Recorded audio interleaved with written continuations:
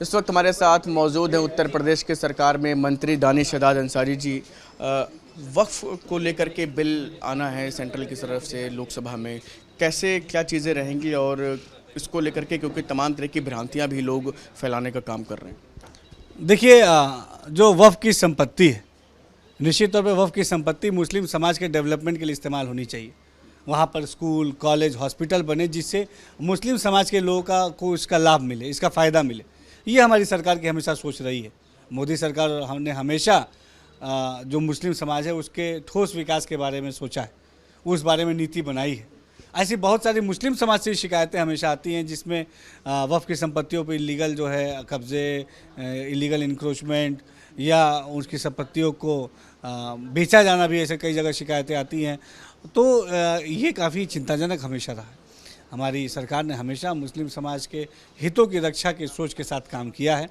अभी इस अमेंडमेंट की चर्चा चल रही है, अभी मीडिया से हम लोग भी नहीं सुना है, लेकिन हमारी सरकार का ये मानना है कि वफ़ की संपत्ति का मिसयूज़ नहीं होना चाहिए, उस पे अवैध कब्जे नहीं होनी चाहिए।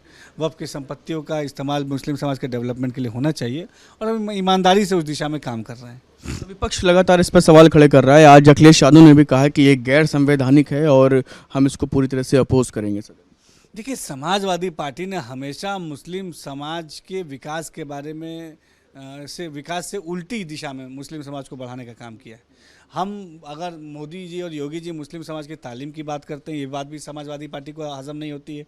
मोदी जी और योगी जी मुस्लिम मदरसों को आधुनिक बनाने की बात करते हैं, ये बात भी समाजवादी पार्टी को हजम नहीं होती है।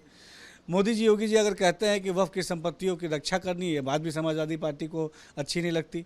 समाजवादी पार्टी ने हमेशा मुस्लिम समाज के विकास में बाधा बन के उनके विकास को रोकने का काम किया है, लेकिन हमारी सरकार पूरी ईमानदारी से, पारदर्शी तरीके से मुस्लिम समाज के विकास के लिए प्रतिबद्ध है। अखिलेश यादव ने भी कहा कि जो है भारतीय जनता पार्टी की जो सरकार है मुसलमानों को डराती है और उनको ये डरा डरा करके ही अपने जो है तमाम हिंदू मुस्लिम का एजेंडा है वो चलाने का काम करती है। देखिए, अगर मोदी और योगी सरकार मुस्लिम समाज को डराती जैसा कि समाजवादी पार्टी के लोग कह रहे हैं, तो 2023 के सिविल सर्विसेज के परीक्षा में 51 मुस्लिम बच्चे पास नहीं होते।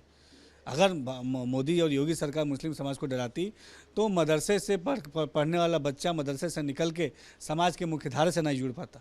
हमारी मोदी योगी सरकार ने हमेशा मुस्लिम समाज को शिक्षित और सशक्त बनाने के लिए काम किया है और निश्चित तौर पे हमारे जो प्रयास हैं उसका साफ असर धरातल पर दिख रहा है। मुस्लिम समाज डेवलपमेंट से जुड़ रहा है, विकास से जुड़ रहा है, तरक्की और तालीम से जुड़ रहा है और यही बात समाजवादी पार्टी को अच्छी नहीं लग रही है।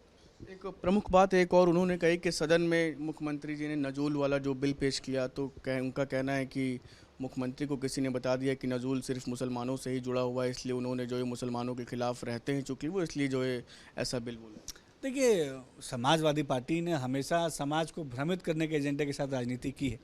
उनका कोई पॉलिटिकल स्पष्ट विज़न नहीं है। वो केवल और केवल बेवजह की बातें करके समाज का ध्यान भटका के अपनी राजनीतिक रोटियां सेकना चाहते हैं।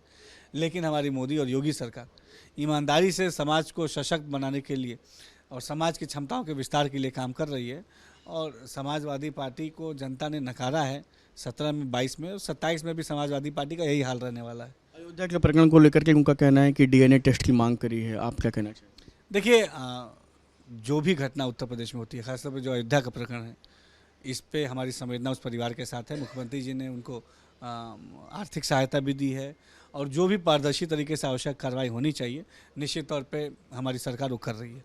बहुत बहुत शुक्रिया। तो ये थे हमारे साथ उत्तर प्रदेश की सरकार में मंत्री दानिश शहजाद अंसारी। वीडियो जर्नलिस्ट दीपक राणा के साथ Shubham Pandey, news state Lucknow. Video journalist Deepak Rana के साथ Shubham Pandey, news nation Lucknow. News nation अब व्हाट्सएप पर खबरों के ताजा अपडेट के लिए न्यूज नेशन के इस क्यूआर कोड को स्कैन करें।